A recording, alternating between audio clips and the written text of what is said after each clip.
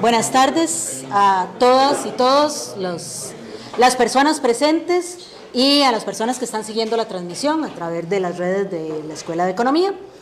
El día de hoy tenemos el agrado de contar con doña Ana Rita Mora Zúñiga en el marco de las cátedras Alexis Orozco, que están coordinadas por el profesor Juan Rafael Vargas. La charla del día de hoy lleva por título ¿Qué es el Fondo de Garantía de Depósitos y por qué es importante para el sistema financiero nacional? Creo que este es un tema que no solo es importante conocer, sino que ha tomado mayor relevancia en los últimos meses y sobre todo en las últimas 2 semanas. Así es que lo que doña Ana Rita nos quiere contar va a ser de mucha utilidad para todos. Ella es la directora del Fondo de Garantía de Depósitos del Banco Central de Costa Rica y este fondo inició sus operaciones desde la entrada en vigencia de la ley. Además, cuenta con una vasta experiencia de más de 20 años como corredora en el sistema financiero nacional, en el mercado bursátil y de divisas y además de derivados financieros.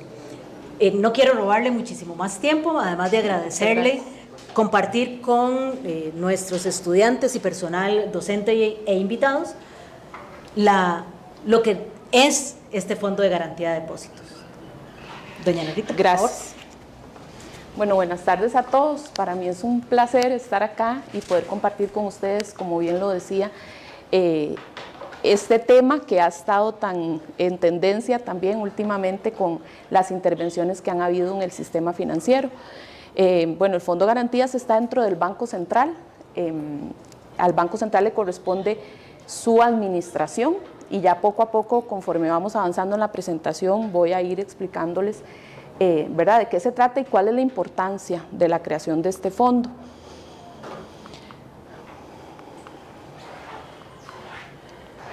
Bueno, para empezar yo quería preguntarles qué garantía tienen sus ahorros, si es que algunos tienen alguna cuenta de ahorros o alguna cuenta de producto de algún trabajo, qué garantía tienen, qué seguro tienen esos ahorros. Ahora sabemos mucho de los seguros que tienen las tarjetas de crédito, por ejemplo, ante fraudes, ¿verdad?, o algún tipo de estafa. Sin embargo, los depósitos no necesariamente tienen una garantía. Entonces, ¿qué es el fondo? El fondo fue creado bajo la ley 9816 para garantizar hasta 6 millones de colones los ahorros que tengan las personas físicas o jurídicas en las entidades financieras supervisadas del Sistema Financiero Nacional. Bueno, a excepción de las mutuales y del BAMPI. ¿Cuál es el objetivo? Es proteger a los ahorrantes más vulnerables. Entonces, este fondo se crea fue el último paso que tuvo que dar Costa Rica en cuanto a reformas legales o creación de ley para poder ingresar a la OCDE, que no sé si ustedes recuerdan que en el 2021 logramos al final incorporarnos, pero tenía que pasar esta ley y ya les voy a explicar por qué era tan importante este paso para el país, por qué tenía que crear este fondo. Para empezar, en un sistema financiero existe una red de seguridad en el sistema financiero. ¿Y por qué esa red va a ser más segura? Bueno, en cuanto mejor supervisados estén los entes financieros, ¿verdad?, que son los bancos, las financieras, las cooperativas, ellas operan, pero a su vez tienen que cumplir con una serie de regulación que le permita al sistema estar regulado, ¿verdad?, que no hagan simplemente lo que quieran y nadie les pueda poner reglas. Entonces, por eso existe un marco de regulación y de supervisión para las entidades. Yo quisiera tal vez preguntarles si aquí alguien sabe qué es la intermediación financiera, para empezar, ¿verdad? O sea, ¿qué es una entidad financiera o la intermediación financiera? ¿Alguno tiene ese concepto o es mucho de finanzas y administración, no tiene que ver con economía? Bueno, tal vez... Sí. Bueno, entonces sabemos que las entidades financieras captan recursos del público para poder prestar, y la diferencia entre la tasa en que le pagan a las personas que ahorran y la que ellos cobran por prestar, eso es el margen de intermediación financiera, y eso es digamos su negocio principal. Pero hay plazos diferentes entre esa captación que ellos hacen de las personas. Probablemente usted ahorre a 1 año, pero al otro que compra una casa le prestan a 30 años, y esa diferencia, una vez que recoge los recursos de las personas y presta a más plazo, hace que el banco tenga que tener, o la entidad financiera tenga que tener, algún tipo de reserva, algún tipo de reglas, para que no todo lo preste a largo plazo y todo lo que le ahorren sea a corto plazo, ¿verdad? Entonces hay todo eso se llama normativa prudencial, y eso lo dicta la SUGEF. La SUGEF es la Superintendencia General de Entidades Financieras. Entonces, una vez que tenemos todas esas reglas, como les digo, eso es como un primer filtro, y le llamamos que una red de seguridad financiera está compuesta de 4 líneas de defensa. La primera va a ser esa supervisión que existe, cuáles las entidades tienen que cumplir, y luego viene, ya si ninguna de esas ¿verdad? Funciona, prestamista de última instancia, eso viene a ser el Banco Central.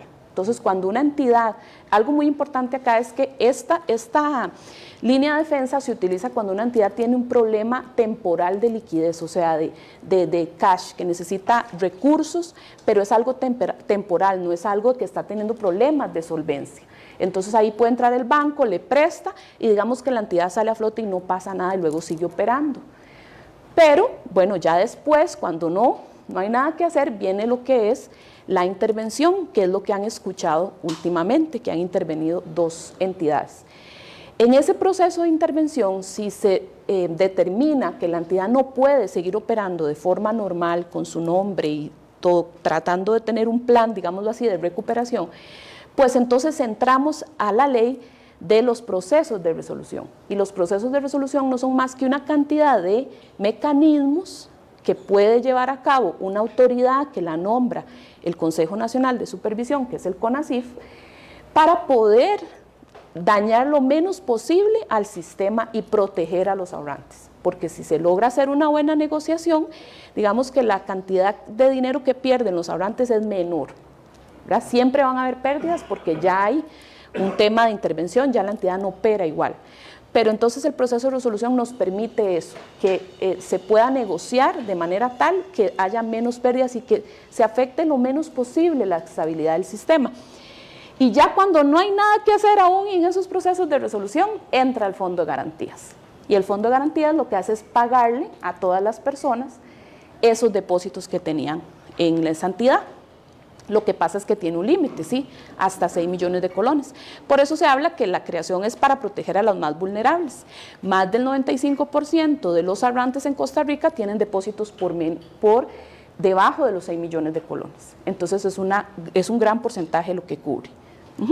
Yo viví en Barcelona, en España, y ahí creo que es de 100.000 euros, ¿no? Pero, según tengo entendido, es por cada cuenta. Sí. Creo, no estoy muy seguro. Aquí eso es por persona, por entidad. Por cada cuenta. Esos 6 millones, por ejemplo, si yo tengo 2 cuentas, cada cuenta me pueden reintegrar 6 millones en cada cuenta. Sí, pero en diferentes entidades. Si en una entidad tiene varias, solo 6 millones en esa entidad. Y otros 6 en diferentes entidades, exacto. Entonces, el fondo viene a hacer eso. Antes no existía el Fondo de Garantías. Entonces, ¿qué pasaba? Cuando ya la entidad la declaraban en quiebra, las personas tenían que ir a hacer una larga espera a todo el proceso legal cuando envían a una entidad a quiebra, ¿verdad? Que es esperarse años y probablemente, o sea, es difícil recuperar el dinero. En este caso, las personas obtienen de una vez su ahorro sin afectar mayormente, digamos, al resto del sistema. Y es así, ahorita ya vamos a ir entrando un poquito más como en detalle de cómo funciona el fondo. Es importante conocer como la estructura, ¿verdad? El fondo fue creado como un departamento más del Banco Central. Acá está, le reporta directamente a la Junta Directiva, pero el fondo opera con todos los servicios que tiene el Banco Central y todos los servicios administrativos. Le dan, digamos, apoyo para que el fondo pueda operar y funcionar, no como al inicio, cuando el fondo se iba a crear, inicialmente la propuesta era que fuera una entidad adicional, ¿verdad? Como decir un MEI, como decir un INA, o sea, un instituto más, y también dado el tema de ahorro de los recursos públicos, entonces se instaló en el Banco Central para que pudiera aprovechar el músculo de este órgano que es tan profesional como lo es el banco y poder darle todos los servicios administrativos. Ok, el marco legal, el fondo tiene la ley que fue su creación, hay un reglamento que dice cómo opera, ¿verdad?, el fondo, pero también tiene una política de inversión, porque el fondo recoge recursos precisamente y hay que invertirlos y hay que cuidarlos también para que cuando tenga que pagar pueda tener el dinero. Entonces hay toda una política que dicta las reglas de inversión de esos recursos. Y bueno, ¿cómo funciona? Les decía, es un departamento del Banco Central. Es importante recalcar que el patrimonio del fondo es aparte del Banco Central. El patrimonio del Banco Central administra las reservas internacionales del país y esto está completamente dividido del fondo. La administración le corresponde al banco, pero el CONACYF es el que dicta la reglamentación técnica del fondo. ¿Cómo funciona? Las entidades dan una contribución cada trimestre. Entonces, todos los bancos que forman parte del fondo y que están cubiertos, las entidades financieras, tienen que aportar al fondo. Esto funciona como la prima de un seguro, ¿verdad? Entonces, le valoran el carro y le dicen, usted por trimestre le cuesta tanto, y en caso de que usted tenga pérdida total, este va a ser el monto. En el caso de las entidades financieras, ¿cómo se miden? Por los depósitos garantizados, precisamente para que si quiebra esa entidad, saber cuánto tiene que entregarle el fondo a los depositantes de esa entidad, y en base a los depósitos garantizados se calcula el monto que va a pagar la entidad por trimestre. Y ya ahora también vamos a ver como el cálculo de esta contribución que hacen. Los gastos anuales de administración que tiene este fondo tienen un presupuesto también por ley, tiene un límite por ley. Y bueno, el patrimonio se compone de, como les decía, de las contribuciones y multas. Algo muy importante es, pero lo podemos tal vez ver más adelante, esto que dice que el encaje mínimo legal. Eso es una garantía que tiene el fondo para utilizar, que esa pregunta se la hacen mucho, y si no le alcanza, ¿verdad? Entonces, ahora al final les voy a explicar un poco esta parte, cómo funciona. Esas son las entidades contribuyentes. Entonces son los 3 bancos públicos, los bancos privados y financieras y las cooperativas. Las mutuales no entran porque las mutuales tienen un propio fondo que garantiza los ahorros. Entonces por eso no entraron en este fondo. ¿Qué cubre el fondo? Bueno, los depósitos a la vista o a plazo. Importantes son los depósitos del mercado primario. No sé si... Todos saben que es un mutual.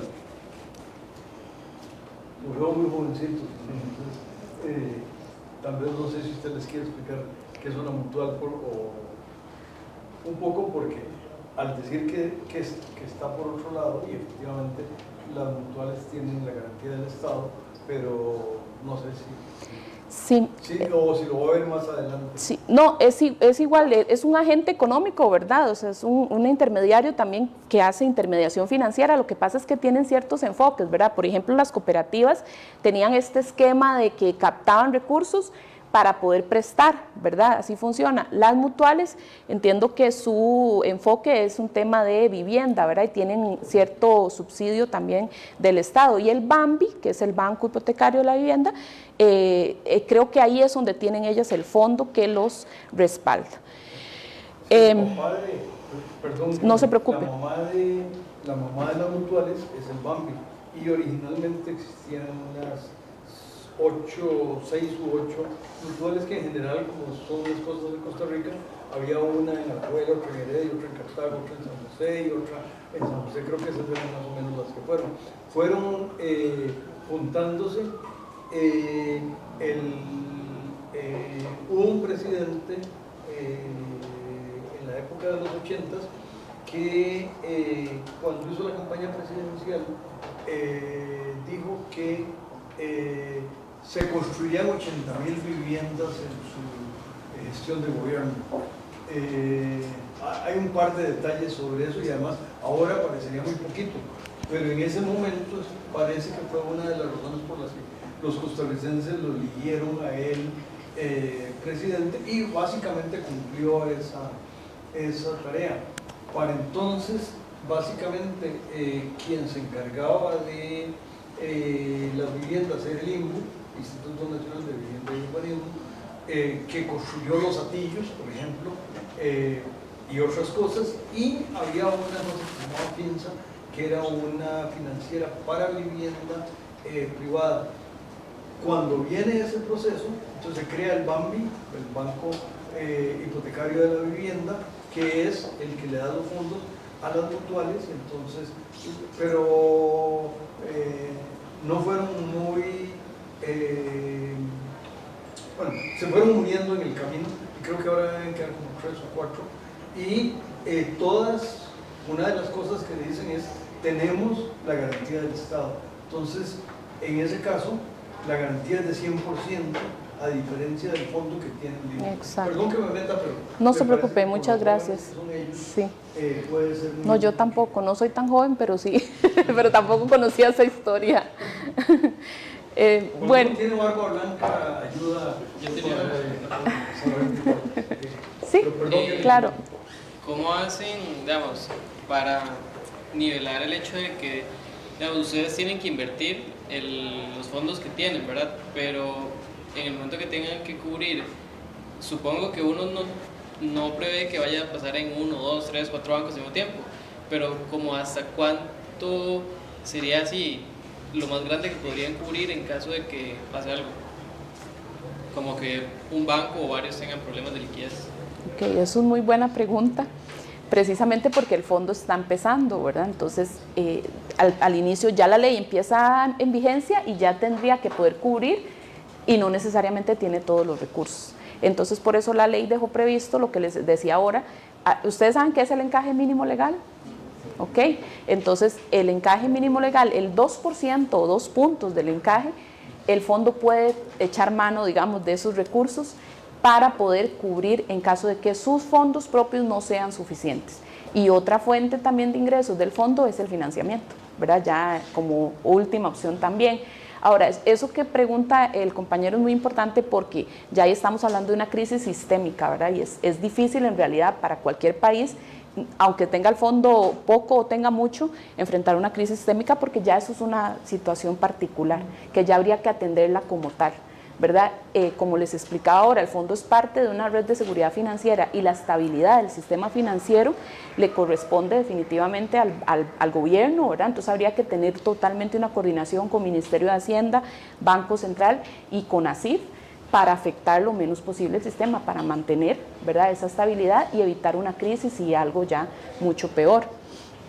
Entonces les decía que los depósitos están cubiertos, son los del mercado primario, ¿verdad? El mercado secundario es el mercado de bolsa, precisamente cuando ya, inclusive hay emisiones o bonos que se emiten por primera vez, pero en el mercado de bolsa, por eso le llamamos que los depósitos que están cubiertos son los de mercado primario, digamos, el que usted va a la ventanilla de la entidad y compra un certificado, ¿verdad? O invierte en un certificado, son 6 millones, es solo principal, no cubre intereses. No están dentro de la cobertura, lo que les decía, el mercado de valores, la garantía se paga por titular, al titular o al beneficiario en caso de fallecimiento, y esta cobertura complementa la garantía del Estado, no la elimina. Entonces, los bancos públicos, primero, pues el fondo pagaría, digamos, hasta 6 millones de colones y luego entra la garantía del Estado. Y acá es como un esquema, digamos, de cómo se calcula precisamente lo que les comentaba ahorita de la contribución. Entonces vamos a tener las personas que tienen cobertura total, o sea, todos aquellos que tienen menos de 6 millones hay que sumarlos, ¿verdad? 300.000, 3 millones de colones, se suman total y luego de todos los que tienen más de 6 millones se multiplican la cantidad de esos por los 6 millones y ya ahí tenemos la base de depósitos, que era lo que les comentaba, ¿verdad? Entonces, entre más grande un banco, más captación, por lo tanto, se cubre más, por lo tanto, probablemente va a tener que pagar más.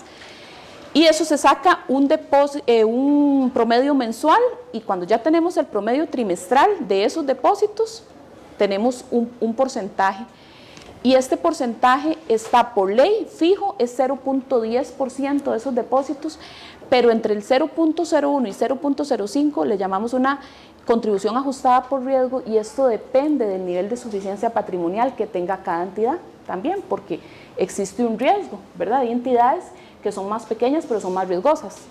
Entonces, pues esto también es un elemento a considerar en ese cálculo. Y entonces, una vez que multiplicamos la base de los depósitos por ese porcentaje trimestral, nos da el monto a pagar de cada entidad. Ese monto el fondo lo va recogiendo y va acumulando su patrimonio, y para invertir de acuerdo a las políticas y tener ahí los fondos disponibles en caso de que tenga que entrar el fondo en una situación de alguna entidad. Bueno, algo muy importante es que el fondo opera por compartimentos. Esta palabra le podemos decir, son como cajitas diferentes. Entonces, como bien saben, existen los 3 bancos públicos del Estado que representan el 61% del fondo, es la mayor parte. Las entidades privadas son 16 y representan el 26%, y casi que las cooperativas y otros, pero solo hay cooperativas, son el 11%. Entonces, estas cajitas no se pueden mezclar. Si yo tengo fondos recogidos de las contribuciones de los bancos públicos y quiebra un banco privado, yo no puedo utilizar esos fondos. No se pueden hacer préstamos entre ellos. Entonces tiene esta particularidad el fondo, tiene que administrar, los recursos se pueden invertir conjuntamente, más sin embargo, la distribución de gastos está de acuerdo a la proporción de cada uno de esos compartimentos y a su vez la utilización de sus recursos. 2022 y 2023, más o menos estos son los montos que se recogieron. El total de contribuciones al 2023 fueron 10.610 millones de colones.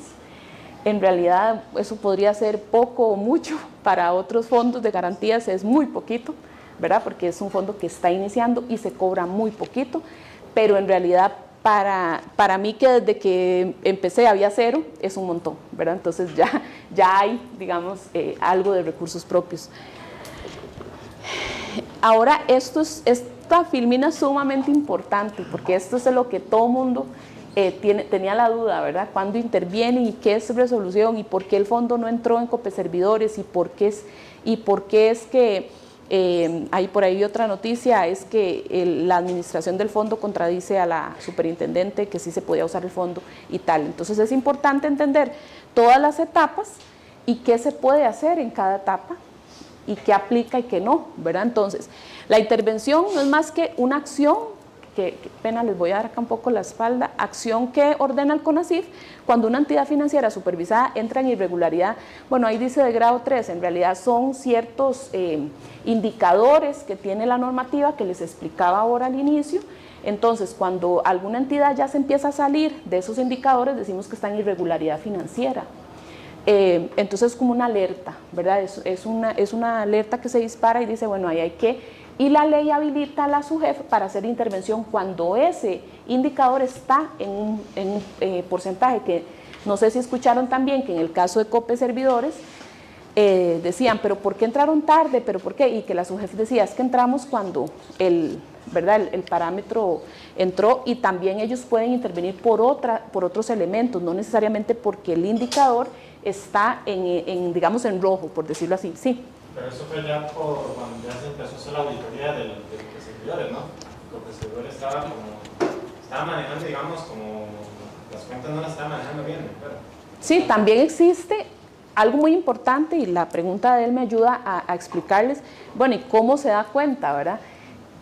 Las entidades están obligadas a enviar información a la SUGEF, ¿verdad? De cómo están sus números, y también existe la posibilidad de que usted envíe los números que no son. Entonces la SUGEF supervisa con base a sus números, ¿verdad? Y como les digo, la ley habilita a hacer la intervención si el parámetro está en un nivel. No es que antojadizamente la SUGEF puede ordenar, o el CONACYF puede ordenar una intervención. Por supuesto que hay una supervisión. Entonces también, dependiendo de qué tan eficiente sea esa supervisión, pues se puede, digamos, darse cuenta de alguna anomalía en una entidad antes de tener que intervenirla. Pero sí, digamos, es importante esa parte, ¿verdad? Que Existen, la ley, existen niveles y digámoslo así, disposiciones que nos permiten intervenir y ordenar la intervención, no antes, ¿verdad? Entonces, en este caso, eso significa cuando hay ciertos números y llegamos a cierta irregularidad por esos niveles, ordenan la intervención de la entidad. Muy importante. ¿Qué puede pasar de ese proceso? No sé si recuerdan, en el caso de Coperservidores duraron 30 días y pidieron una prórroga y pasaron otros 30 días. Eso, después de 30 días ellos tienen que dar o pueden pedir una prórroga y puede acabar en dos cosas. Un proceso de regularización, o sea, eso es que la entidad logró presentar un plan o se pueden tomar medidas de manera que la entidad siga operando, o un proceso de resolución de esa entidad intervenida. El proceso de resolución, entonces nos pasamos a la siguiente filmina, al siguiente cuadrito.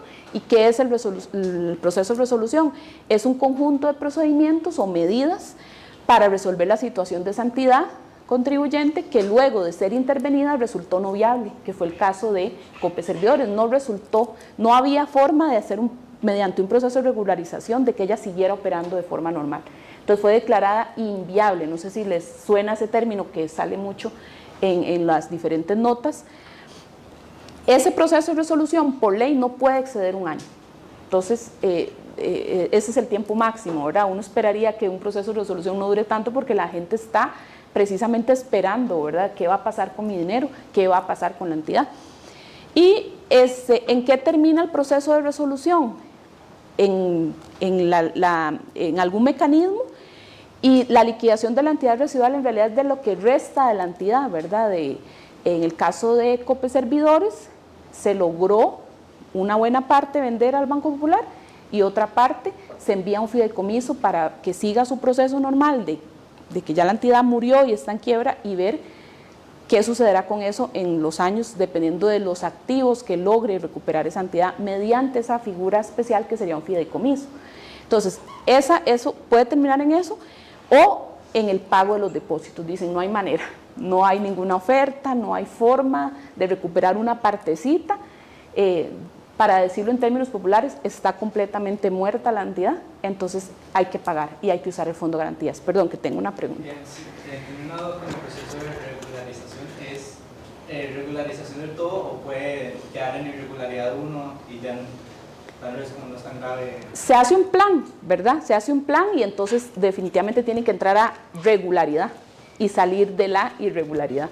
Pero sí, digamos, con un plan que presente y obviamente eso en coordinación con el interventor, de manera que se pueda determinar si la entidad, luego de aplicar ese plan y de tomar esas medidas, vuelve a entrar en regularidad y sigue funcionando y no pasó nada, ¿verdad?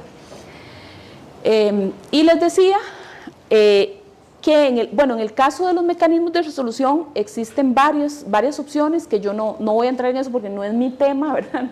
No soy yo el resolutor, pero es para que vean que hay diferentes mecanismos. Se puede vender la entidad, se puede fusionar, como pasó con Banco Popular. Dijeron, bueno, yo compro, pero compro lo bueno, esta parte, ¿verdad? Y la parte mala se fue a ese fideicomiso. Y hay cualquier otro tipo de mecanismo que proponga el resolutor. En cualquiera de esos mecanismos el fondo puede hacer un aporte. El fondo no solo entra cuando ya está muerta y paga los depósitos. El fondo podría hacer un aporte a ese proceso de resolución. Lo que pasa es que para que el fondo haga eso tiene que probarse que es más barato que el fondo haga ese aporte que lo que supone que va a ser el costo para que el fondo pague todos los depósitos en caso de que la entidad muera. Entonces, lo que entiendo con el caso de Coperservidores es que lograron tener un proceso de resolución en el cual el fondo no fue necesario utilizarlo. Se logró poder tomar la oferta del Banco Popular, pagar la mayor parte, porque se pagaron 6 millones de colones y se pagó más, ¿verdad? Se pagó el 50% del ahorro de las personas. Claro que fueron muchos afectados, los que perdieron todo su capital, que eso no era ahorros, era capital, pero eso es por esa particularidad que tienen las cooperativas de para poder prestar tenían que hacer un aporte al capital de la sociedad, entonces de la cooperativa, entonces en este caso perdieron el capital, pero de los ahorros sí, también hay pérdidas, pero no tanto, digamos, dado este proceso que ellos lograron, digamos, coordinar. Y bueno, eso que les explicaba es el uso del fondo, precisamente puede hacer un traslado al proceso de resolución o puede pagar directamente los depósitos. Si el fondo tuviera que pagar los depósitos, esa es otra pregunta que hacen mucho, ¿cuánto tiempo tiene? La ley dice que el fondo tiene 10 días para tener disponibles los recursos, una vez que recibe la orden de pago de CONACYF. Entonces, en el caso de que Copeservidores hubiera sido eso, tenía que emitir una orden de uso del fondo CONACYF hacia mi persona, hacia el fondo, ¿verdad? Después de eso se inician, digamos, el fondo tiene que iniciar la liquidación de inversiones, que generalmente eso está en activos que sean convertibles a efectivo rápidamente, ¿verdad? No se invierte en cosas ¿verdad? Que tengan más riesgo y mayor plazo y mayor dificultad para hacer efectivo rápidamente. Y ahí empiezan a correr 10 días y se empiezan y el fondo tiene que emitir los comunicados correspondientes para decirle a las personas cómo va a pagar el depósito. Y perdón, yo sí. quería hacerle una pregunta con respecto a la diapositiva anterior, particularmente con el tema del famoso banco bueno, ¿verdad? Que se utilizó la figura con el popular. Yo no sé si usted nos puede explicar un poquitito más cómo se hizo esa selección de esa cartera, digamos, que al final compuso ese banco bueno, si nos puede dar un poquito más de detalles. Sí. Digamos, yo no estuve metida ¿verdad? En ese proceso, pero de acuerdo a lo que ¿verdad? Dice la ley y a lo que dice cómo funciona. Las entidades tienen operaciones de crédito, esos son los activos ¿verdad? Principales, y es las personas a las cuales les prestaron, y tienen que hacer también sus reservas por aquellas cuentas que están en morosidad o que están en peligro de que no se cobren, ¿verdad?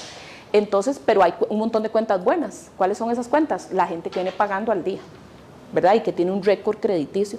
Entonces, si yo tuviera que describir qué es el banco bueno, es eso. Son todas las operaciones que se encuentran al día y que es una buena, digamos, una buena cartera, le llaman ellos, de operaciones. ¿Qué pasa en el caso de Copeservidores? Habían un montón de cuentas malas y estaban disfrazadas como buenas, o no se venían haciendo los registros como tal. ¿Por qué? Porque cuando un banco, una entidad financiera tiene una cuenta en peligro de incobrable, digámoslo así, de que es muy probable que no pague el cliente, tienen que hacer reservas de dinero adicionales. Y esto es más costoso, porque es tener recursos, por decirlo de algún modo, parqueados, ¿verdad? Pero claro, eso tiene una lógica, ¿verdad? Es para precisamente atender una salida de depósitos de personas que ahorraron y quieren el depósito, pero lo tengo colocado en un préstamo que no me están pagando, además, ¿verdad? Entonces eso es lo que genera ese hueco. Entonces ese banco bueno es eso, es la cartera buena, la que, ¿verdad? La que, digámoslo así, es la carnita, ¿verdad? Lo que estaba completamente bien. Y entonces, ¿qué pasa? El Banco Popular sigue operando esas cuentas, entonces sigue, pues, de normal, absorbe y entonces sigue cobrando él. Claro. Y el activo pasa a ser del Popular. Perfecto, no, muchísimas gracias. Yo creo que eso es muy útil para todas las personas. No, gracias. Se escuchó mucho el término en medios, ¿verdad? Ajá. Y que además es un término que valga aclarar, o una figura que se usa a nivel internacional. Bueno, yo sinceramente hasta en ese momento me puse a leer de qué trataba, porque creo que no lo habíamos vivido. Okay. Y ahí tengo quizás otra pregunta. Digamos, estas que se pasan al Banco Popular pasan a ser un cliente regular del Banco Popular, siempre que la persona, por supuesto, tenga la voluntad. Exactamente. Y si no la tiene. Es que, vamos a ver, en el caso, en el caso de los ahorros sí, usted puede retirarlo. Ok, va, lo retiro. Y retira el ahorro y se lo lleva. Pero en el caso de un préstamo, usted no puede decir, ay, yo le pagaba a Copeservidores, pero a Banco Popular ya no le quiero pagar. Eso no existe, ¿verdad? Tiene que seguir pagando. De hecho, en los medios decían mucho eso. Sigan pagando porque si no el récord crediticio se afecta. O sea, no porque yo les tenía un préstamo con una entidad que quebró, ¿verdad? De que dejó operar Copeservidores, ya yo no pago y ya ahí quedó. No, mi récord sigue siendo afectado por eso porque yo tengo una deuda, ¿verdad? Tengo un compromiso de pago. Entonces ese compromiso pasa a ser ahora con el Banco Popular. Entonces, ahora igual le respondo la pregunta, si usted no quiere pagarle al Popular porque no me gusta ese banco y yo no quiero tener ni siquiera un préstamo ahí, entonces solicite el préstamo en otro lado y páguele al Popular y se lleva la deuda para otra entidad, ¿verdad? Dos pequeñas observaciones. Una es esto de el crédito. ¿Quiere que la hable para qué es lo que pasa? Si, y en esto incluye, en la Superintendencia de Entidades Financieras existe, llamémosle, el club de acusetas con mecajetas.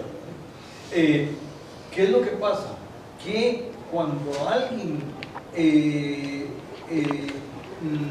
le prestan, se vuelve deudor, y entonces, pero el deudor tiene que ir pagando. Entonces, ¿qué es lo que hace ese fondo? Esa figura? Lo que hace es que empieza a anotar cómo se paga, y en el momento en el que alguien se atrasa en el pago, le sacan, le ponen una marquita fea, y esa marquita, digamos, si alguien incumplió o se atrasó con un préstamo en el banco JRV, banco que no existe, pero que entonces el banco JKL se entera de que ese es un mal pagador, y entonces si esa persona va al segundo banco a pedir un préstamo, no, usted no le prestamos porque usted ya está en la lista negra.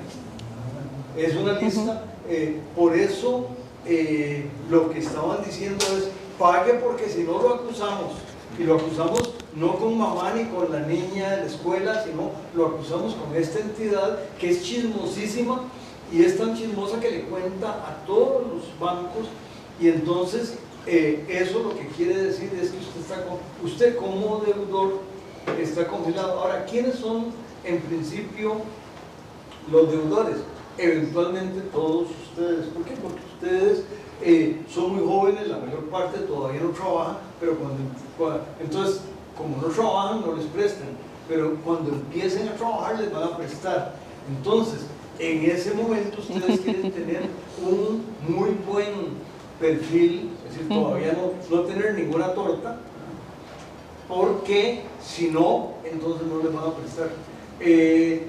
Este fondo originalmente había existido de manera privada, y entonces las empresas de electrodomésticos, que son unas de las que prestan más, y algunos otros instancias, se pasaban información. Yo no le doy seguimiento reciente al sistema, y por ende creo que se separaron, pero había un momento en el que la información pasaba formalmente de unos a otros. ¿Qué quiere decir eso? Que los acusetas eran, es decir, si ustedes fueron a la tienda de electrodomésticos de la esquina de su casa y sacaron un televisor y no pagaron, ustedes son malos pagadores, y entonces esa información circula.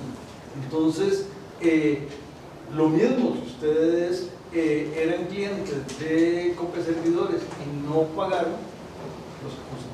Y entonces, los que están en lista negra, cuando llegan a alguna institución donde prestan machalá, y le sacan una cosa. Sí, esos son sistemas integrados en realidad de información de las personas. Por eso es que también a veces, ¿verdad? No sé si también habían escuchado todo este tema que hubo con los datos que pedía Banco Central y eso. Todo eso son estadísticas, ustedes que están estudiando economía lo van a entender mejor conforme avancen en la carrera, pero todo eso es importante, porque ¿qué pasaría si, ¿verdad? Como lo llaman las acusetas, pero en realidad es una consulta de las personas, del récord de crediticio de una persona? ¿Qué pasaría si no consultamos eso y prestamos a ojos cerrados, o todas las entidades prestaran a ojos cerrados a todas las personas? Entonces, si no pagan, entonces empiezan las entidades a tener problemas, y ahí entonces todo tiene una lógica, ¿verdad? Todo está debidamente sincronizado, y por eso es importante el tema de los datos. Por eso cuando usted va a abrir una cuenta a un banco le piden un montón de cosas y formularios, porque los bancos tienen que mandarle eso a su jefe. ¿Por qué? Porque por un tema normativo a eso se le da un seguimiento. Y también Bueno, el señor ponía los ejemplos, pero si usted no paga en el ICE, por ejemplo, y va a otra entidad a pedir, ni por eso le prestan, ¿verdad? Hasta por ser moroso en el ICE, por ejemplo, porque esos son sistemas integrados que meten los récords crediticios de todas las personas. Entonces, sí, bueno, continuamos acá, les explicaba eso, la forma de los usos del fondo. Aquí era lo que les explicaba, que el fondo debe coordinar cómo va a entregar esos recursos. Los fondos que ordene pagar se toman del compartimento de la entidad, como les expliqué también anteriormente, el tema de los 10 días hábiles, y que el fondo debe comunicar a las personas mediante comunicados de prensa y medios. Muy importante, el fondo tiene una página, tiene un perfil. Esto fue cuando iniciamos operación. No sé si algunos les conocieron este chanchito, que el chanchito no es ni la mascota ni el logo del fondo, en realidad es el elemento de protección, que en este caso es el paracaídas. Y esta fue una campaña que hicimos el primer año de operación del fondo para darlo a conocer. Sin embargo, ha sido más efectivo este tema de las intervenciones para dar a conocer el fondo que el bendito chanchito en un año que se hizo la campaña. Entonces se hizo esa campaña a través del perfil de Banco Central. Entonces los invito a seguir al fondo en Facebook, Fondo de Garantía de Depósitos. También hay una página oficial en el Banco Central. Ese es el sitio de Banco Central y ahí está el link de Fondo Garantías. Ahí está toda la información, estados financieros, están las entidades que pertenecen al fondo, están los montos por entidad. Y aquí está el canal también de servicio al cliente para cualquier consulta. Aquí también recibimos consultas de público en general. Y bueno, eso es todo. No sé o sea, la presentación llega hasta acá, pero tal vez no sé si les quedó claro el tema del encaje o si quisieran que ahonden ese tema. En realidad, tengo una pregunta desde hace mucho rato. Sí. Pero me imaginé que iba a llevar un poquito más de tiempo. Cuando menciona que entra primero el Fondo de Garantía de Depósitos y después el respaldo del Estado, ¿eso qué significa? ¿Qué es y cómo funciona? La segunda parte y hasta dónde llega. En los tres tipos que tenemos bajo el fondo. Sí, es que la garantía del Estado está por la ley orgánica Banco Central, ¿verdad? Esa ley no se modificó. Entonces esa sigue operando igual. Entonces el fondo pagaría hasta 6 millones y las personas que tienen más de 6 millones, el gobierno, en la teoría lo que dice la ley es que el gobierno paga todo, ¿verdad? Eso es, entonces eso no cambia, eso sigue funcionando igual, ¿verdad? En los bancos. Bancos estatales, exactamente. Que esperemos que ningún banco estatal tuviera esa situación, pero bueno, sucedió, ¿verdad? Con Banco Anglo. Sí. Bueno, hay un detalle, Banco Anglo fue el detonante para transformar la Auditoría General de Entidades Financieras en Superintendencia General de Entidades Financieras, ¿verdad? Que hay una diferencia significativa entre un concepto y otro.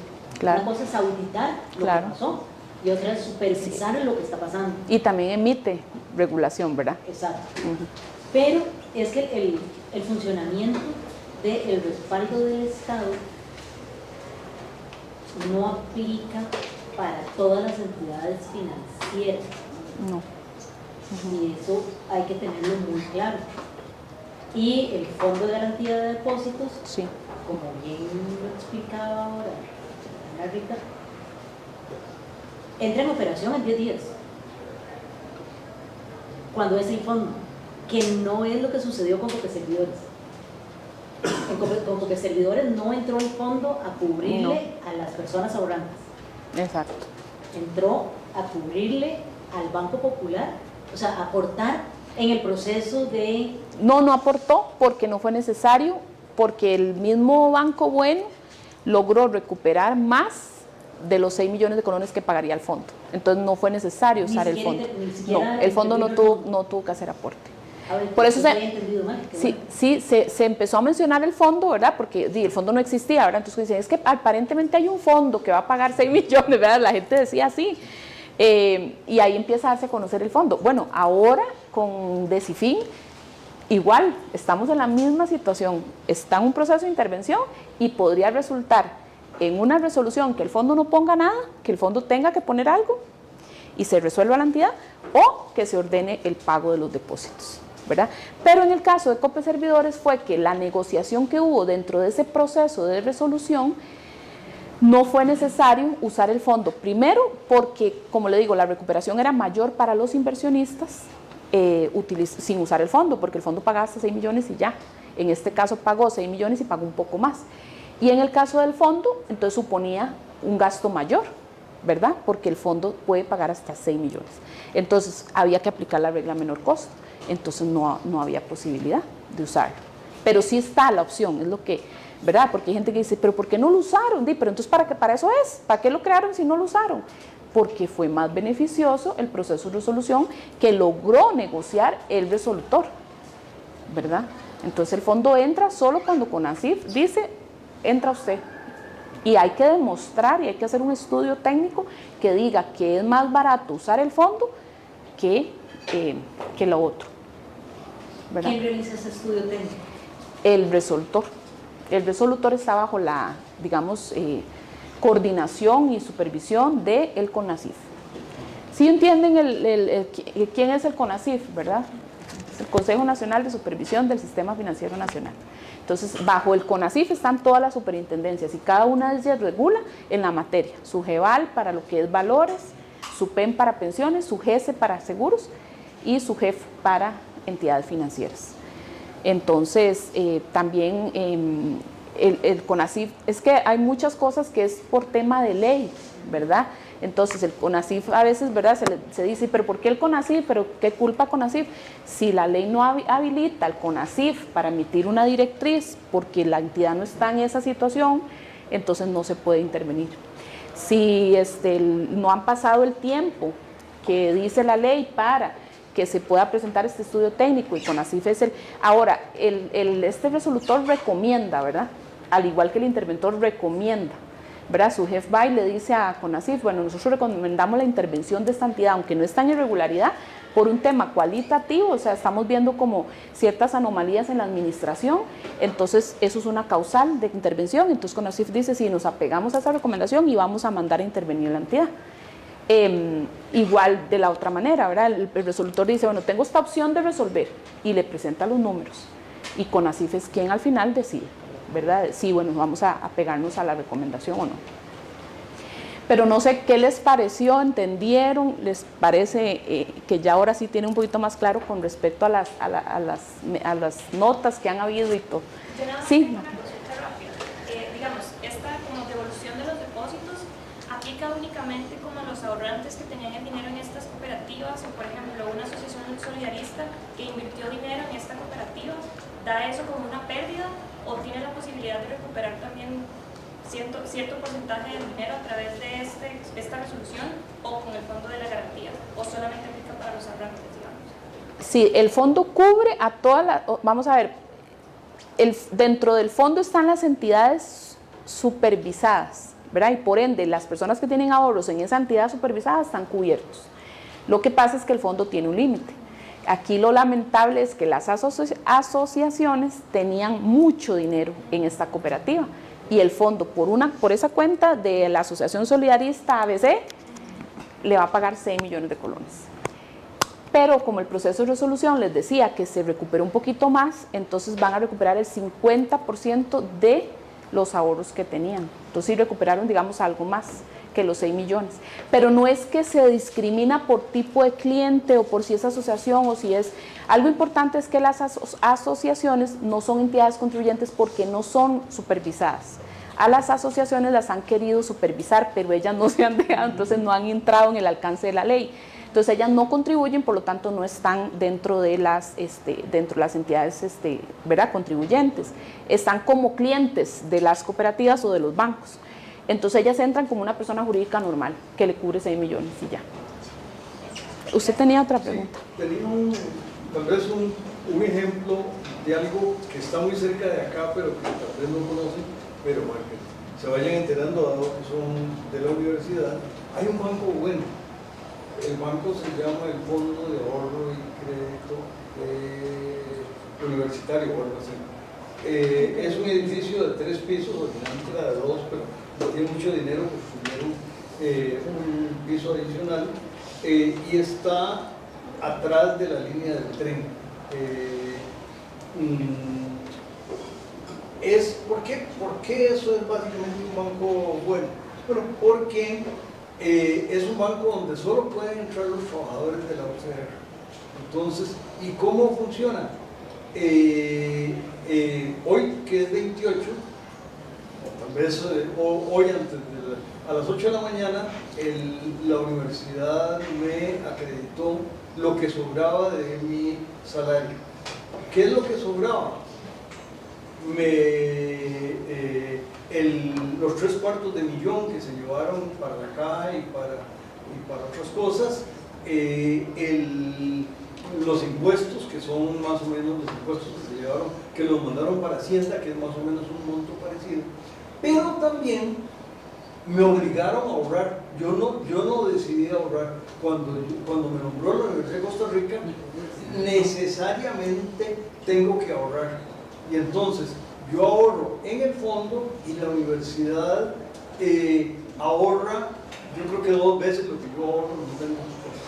Como es la universidad la que se encarga. Entonces, ¿qué es lo que pasa? Que como yo no puedo salirme, ese es un banco muy bueno. Cuando yo tuve un préstamo, ya lo pagué, cuando yo tuve un préstamo con ese fondo, ¿qué pasaba? Que me lo rebajaban del salario. Es decir, yo ni siquiera tenía que recoger el salario y ir a pagar, no. El banco el fondo se pagaba automáticamente. Perdón, es que eso era lo que pasaban las cooperativas, se rebajaban, pero después ya no. Para allá voy. Ajá. Para allá voy. Ese es un banco bueno. Y si ese banco, por cierto, no pertenece al fondo, no va a ser intervenido. Y en el último caso, el que pagaría, si algo pasa ahí en la Universidad de Costa Rica, los fondos de la Universidad de Costa Rica son los que van a salir a salvar, porque el sistema financiero no sabe que, comillas, no sabe que existe el fondo. Pero ese fondo, los activos de la universidad es riquísimo, por cierto, a todas las fincas que tiene y todo, es decir, ¿cuánto vale este edificio? ¿Y a dónde invierte los fondos, ese fondo? Esa es una excelente pregunta. Porque, ¿a dónde invierte los recursos? La Junta. Ajá. Porque si los invierte en una entidad financiera y la entidad quiebra, igual se van, o en un instrumento. Una de las cosas que hace es que le presta a los miembros. Es decir, ya dije que yo pagué el préstamo que tenía. Normalmente presta para carros, presta para vivienda, y ahora han empezado a prestar, pero no quiero meterme tanto en el fondo, ahora han empezado a prestar para procedimientos médicos y otras cosas, pero dejémoslo que nada más presta a los miembros. Como solo le presta a los trabajadores de la U, nadie puede no pagar porque se lo descuentan. ¿Qué pasa si alguien, si yo algún día decido jubilarme? Está difícil, pero si me llegara a jubilar, entonces, ¿qué es lo que pasa? El fondo, que tiene un montón de ahorros míos, me dice, supongamos que yo debiera, entonces dice, primero, antes de irse, me paga lo que le debo, y lo que sobra de esos ahorros se lo doy.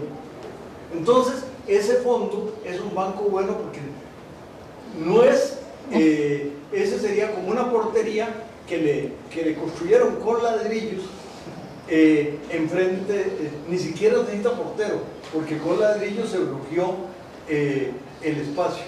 Ese es un banco, segunda variante de bancos buenos. Bueno, los trabajadores del Ministerio de Educación y algunas cooperativas de los trabajadores, esos más o menos también. ¿Por qué? Porque entonces en las planillas del Ministerio de Educación rebajaban. Y eso pasó con algunos otros servidores del Estado que también les rebajaban.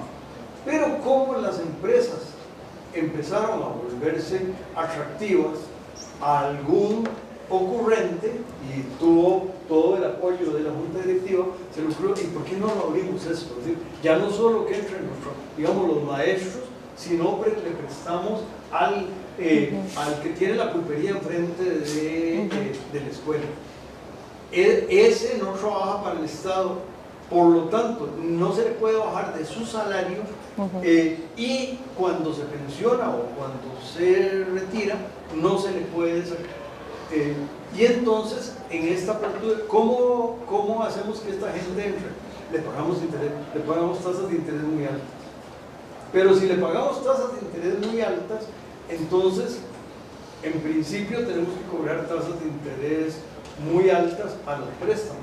Ahí ya empieza a haber un pequeño problema, porque precisamente una de las características que tiene la Junta es que los préstamos no son tan buenos, es decir, la tasa de interés no es tan baja, pero bueno, es posiblemente la más baja que la que uno puede conseguir cuando va a otros lugares.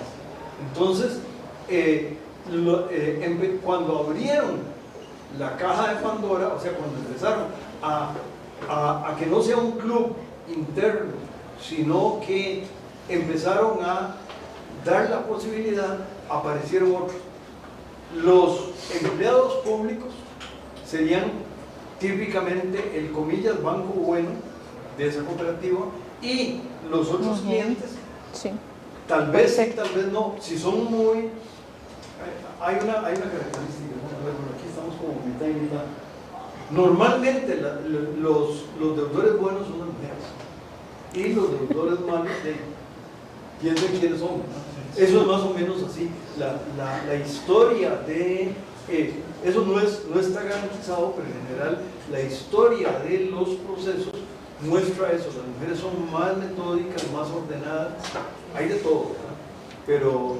Pero en general son más metódicas, más ordenadas, y entonces recuerden que oikonomos es el término griego para economía, es la gestión de la casa. ¿Quién en la Grecia antigua hacía la gestión de la casa? Alguien que no era ciudadano. Los hombres se iban a la plaza a discutir la inmortalidad del cangrejo, y ahí se pasaban discutiendo eso, y las mujeres se encargaban de que todo funcionara. Entonces las mujeres eran ordenadas. Entonces cuando las mujeres son sujetos de crédito, en general tienen un potencial de ser banco bueno. No hay garantía, pero en general es así. Y los caballeros somos menos organizados, y entonces tenemos un potencial de... entonces es importante entender esto. Había dentro de COPE Servidores un buen número de mujeres y un buen número de servidores, porque era que es COPE Servidores, eran posiblemente servidores del Estado. Yo no conozco la historia de COPE Servidores, pero eran seguramente servidores del Estado. Entonces esos que estaban ahí, más algunas mujeres que no eran servidores del Estado, crearon un proceso donde pagaban religiosamente. Y entonces el Banco Popular dijo: qué rico, ¿eh? Esto es gente que siempre paga, estos los quiero yo. Y entonces por eso adquirió ese banco bueno. Y entonces la mostacilla, que éramos los hombres y otras cosas, esos son los que están en veremos. Y hay otro tema que me pareció importante mencionar. ¿Por qué? ¿Cómo lograron traer la mostacilla? A través de pagar tasas de interés muy altas. Entonces ahí se abrió un problema que, digamos, la codicia, que me paguen una tasa de interés muy alta, que me paguen el 40% diario, así hasta me endeudo. Hay una cosa que se llama, que lo hacían con los créditos de Japón, pero no me voy a meter en eso, que es, se iba y se endeudaban en el Banco de Japón, que pagaba tasa de interés negativa, y se iba y se prestaba en otros sectores. Entonces, riquísimo, Copeservidores no tiene nada que ver con Japón, pero ese es el tipo de cosas. Entonces, en ese proceso, esa es la separación. Por eso, el fondo no tuvo que aportar. ¿Por qué? Porque había muchos servidores y muchas mujeres, y eso salvó, digamos, de alguna manera tanta. Muy posiblemente en DECIFIN no hay una característica tan atractiva, porque posiblemente DECIFIN pagaba mucho más por los depósitos ahí, y cuando se paga mucho más, el peligro es mucho mayor. La gente, cuando le pagan mucho, dicen que rico.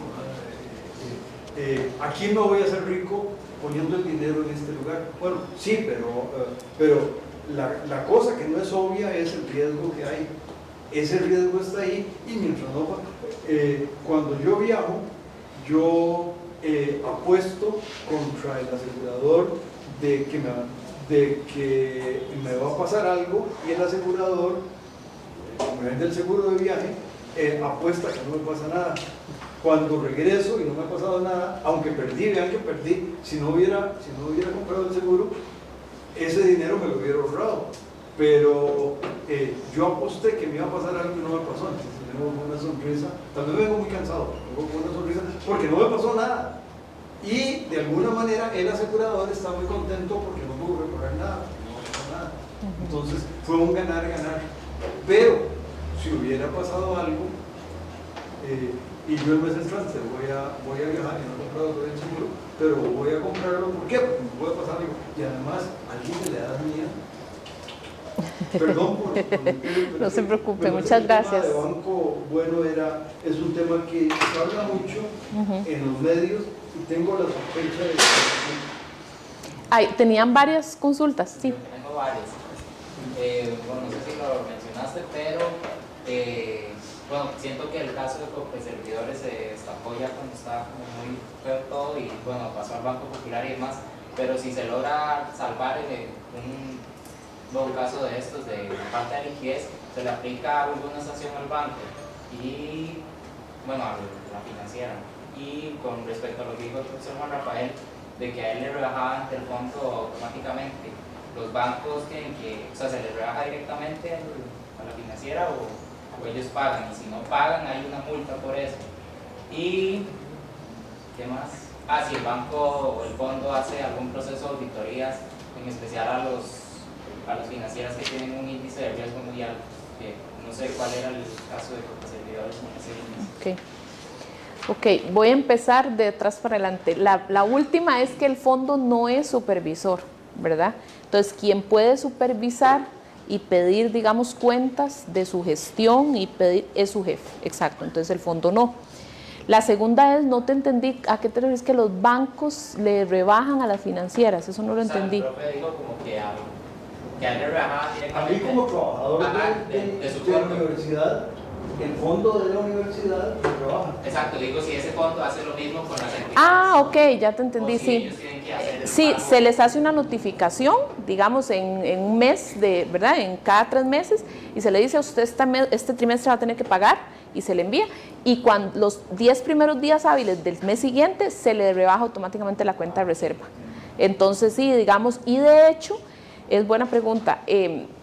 Hoy todos han pagado, digamos, porque se rebaja automáticamente. Si hubiera uno que no paga, hay que enviarle una nota, ¿verdad?, cobrando, y hay efectivamente bueno, cobro de intereses moratorios, y hay una multa, e inclusive hay sanciones para las entidades que pasen un gran tiempo, digamos que me digan, no pago, y si llegó el siguiente trimestre, no pago, y el siguiente, entonces eso se maneja el fondo en coordinación con su jefe, para enviarle la sanción que decida su jefe, porque solo su jefe puede sancionar como supervisor.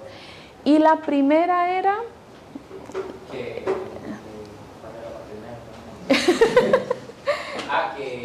igual es todo más relacionado que, digamos, si lo de Copeservidores hubiera sido salvable y sigue funcionando, si se le aplica una multa por tener ese montón de fallas que tuvo. Entiendo que ya habían habido, digamos, otros procesos en los cuales se les hace, eso se llama apercibimiento, que es cuando usted primero le dice, bueno, ojo, ¿verdad? Aquí está pasando esto y póngase, ¿verdad? Entonces, tal vez no una multa, pero sí una serie, digamos, de medidas que la SUGEF puede decirle como, cuidado, ¿verdad? Y como tarjetas amarillas, por decirlo así. Y existen multas, pero están asociadas a diferentes regulaciones. Por ejemplo, en el caso del encaje, que ustedes que saben que, ¿verdad? Por ejemplo, yo cuando trabajaba en una entidad financiera, el encaje era, eso no se puede incumplir, ¿verdad? ¿Qué les digo? Una sanción por el incumplimiento de encaje para una entidad puede ser dejar de operar en el mercado por un día.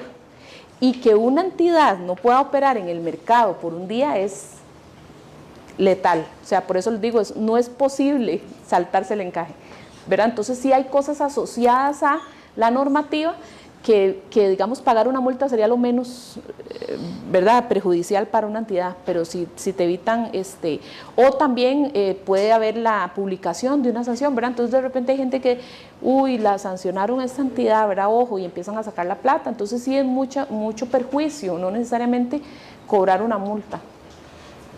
¿Había otra pregunta? Sí, ella. La mía era con respecto al encaje mínimo legal, correctamente, porque hablábamos de que está compartimentado, digamos, se explicó por bancos públicos, financieras, me parece que eso eran cooperativas. Entonces, cada uno tiene que pagar un encaje mínimo legal. ¿Cuál es el porcentaje distinto por el riesgo que tenga? ¿Y cuánto era lo que absorbía el fondo de ese encaje para ese fondo? Sí, lo del pago relacionado con el riesgo es el pago de la contribución propiamente, o sea, por decirlo así, la prima del seguro, ¿verdad? Entonces, las entidades pagan cada 3 meses dependiendo de los depósitos garantizados que tenga y dependiendo del riesgo. Es un 0.15% al año y no es diferenciado por compartimento, todas pagan eso, pero no todas pagan porque todas tienen un diferente nivel de riesgo y diferente nivel de depósitos. Y el encaje, el fondo puede tomar el 2%, y es el 2% igual para todas.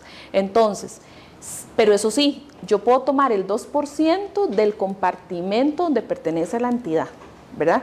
Entonces, si quiebra una entidad o hay que hacer uso del fondo para pagar los depósitos de una entidad contribuyente del compartimento privado, ¿verdad?, que es donde están las financieras y los bancos, entonces yo agarro el 2% de todas esas y se pagan el de una. Entonces ahí sí, digamos, el fondo es solidario en ese aspecto, ¿verdad? Entonces probablemente se toma una porción del encaje de una entidad que no ha hecho nada para pagar otra que digamos, se portó mal, pero así funciona el fondo. Gracias. Sí. Una pregunta sobre, digamos que los consumidores tuvo muy poca transparencia con su gestión. De una pregunta de si esto tuvo repercusiones en su índice de suficiencia patrimonial. Si era igual mal realizado o no. Sí, es que hay una cantidad de información que las entidades deben enviar, ¿verdad? Entonces, como les comentaba, deben enviar, por ejemplo, los depósitos que tienen, digamos, los depósitos mensuales. Deben enviar, hay una cuestión que se llama los XML contable, que es un archivito que manda a las entidades de todos sus números de la contabilidad a su jefe, ¿verdad? Entonces, como le digo, ahí en eso podría haber dicho que, bueno, y también hay otro reporte de morosidad. Entonces, por ejemplo, puede ser de que yo tenía estos 10 que me venían pagando y estos 5 no me venían pagando y yo mandaba los 15 que estaban pagando normal. Y yo dejé esos 5 que no me estaban pagando en realidad, yo no los estaba reportando como morosos. Entonces, eso afecta porque entonces, sí. ¿Por qué ella, que es banco, quiso decir que esos 5 que estaban mal los reportó como buenos? Este es un punto muy importante. No, no es por el riesgo, es porque tienen que reservar. Los hubiera sancionado. Y entonces dice, por estos 5 que no están pagando, usted tiene que crear un fondo dentro de se les piden reservas, fuera, digamos, van a tener que crear, digamos, si alguien está caminando mal, entonces entonces le tiene que comprar muletas, y esas muletas las tiene que pagar usted. Entonces, el banco no quiere comprar muletas, y entonces reporta mal para no comprar muletas. Pero entonces, ¿qué es lo que está haciendo? Está generando una eventual... Si esos son un poquito, o si esos que estaban pagando mal luego se enmiendan y empiezan a pagar bien, no pasa nada. Pero el problema es cuando dejan de pagar. Una vez que eso empieza a pasar, la manzana podría ser terrible. Perdón que le interrumpa. No, y algo muy importante de esa pregunta es que ustedes recuerdan la pandemia, la famosa pandemia. Entonces, recuerdan un montón de medidas que hacían los bancos, de eso le llaman flexibilización, y era que si usted tenía un préstamo le diera un chance de no pagarlo por 6 meses. Para que los bancos pudieran hacer eso, ¿qué tenía que pasar? Regulatoriamente la SUGEF flexibilizó indicadores y flexibilizó medidas también, porque yo le digo, igual, no me están pagando sus 5, pero es porque estamos en pandemia, ¿cómo van a hacer? Y entonces el banco puede decirle, bueno, está bien, yo le doy tiempo, pero los números del banco se afectan porque los ingresos de esos préstamos no están. Entonces los números se afectan y entonces a mí me tendrían que intervenir porque iría camino hacia la irregularidad. Entonces el SUGEF dicta un periodo de flexibilización, así se llama, y empieza a decirle a los bancos, bueno, vea, de repente ya su morosidad, esos 5 no me los reporte, está bien, no tiene que hacer reserva. Estoy dando un ejemplo, ¿verdad? No fue exactamente así, pero para que me entiendan. Entonces, eso fue lo que sucedió. Muchos bancos les dieron esa posibilidad. ¿Qué pasa? Que termina la pandemia y su jefe dice, ya, ahora sí, vamos de nuevo normal. Y entiendo que en Copeservidores no lograron hacer esa transición, ¿verdad? Entonces, siguieron estando, dándole medidas de flexibilización a las personas, y cuando ya empezaron a hacer sus reportes, llevaban 2 reportes. No, ya no puedo, porque ya no le daba. Y empezó a hacerse la bola más grande, más grande, más grande, hasta que ya el indicador, ¿verdad?, estalla. Entonces, también eso es un dato importante, porque también es una condición particular, ¿verdad?, que cuando tuvimos pandemia, de todos tuvimos que ajustar, ¿verdad? Habían gente que la mandaban para la casa, no habían ingresos, no habían ventas, y usted cómo compraba. Entonces, todo eso tuvo también que ver. ¿Alguna otra pregunta?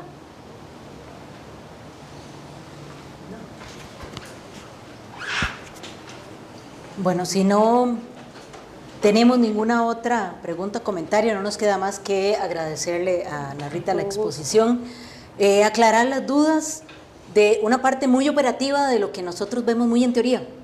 Eso existe, eso funciona, eso está ahí, pero no es tan fácil como cuando movemos las curvas y sumamos y restamos. Eso lo hacemos muy fácil. El asunto es operacionalizarlo. Creo que es importante, en la última diapositiva, anterior a esta que nos presentaba, donde está la información. Álvaro, no la quiere devolver. Sí, si quiere porque eso de saber dónde está la información para entrar y averiguar y ver de qué se trata y qué es lo que hay, eso es algo que deberíamos hacer siempre. Porque una de las cosas interesantes es que entendí que están colgados los informes. Bueno, el SUGEF tiene toda la información. Permiso. Solo que hay que saber dónde buscarla para poder encontrar lo que uno quiere. Bueno, tenemos una fuente de información que posiblemente para algunos y algunas sea más resumida. Ana Rita, muchísimas gracias por la excelente presentación. Muchísimas gracias a ustedes y nos vemos en la siguiente cátedra Alexis Orozco. Que tengan buenas tardes y buenas tardes. Gracias.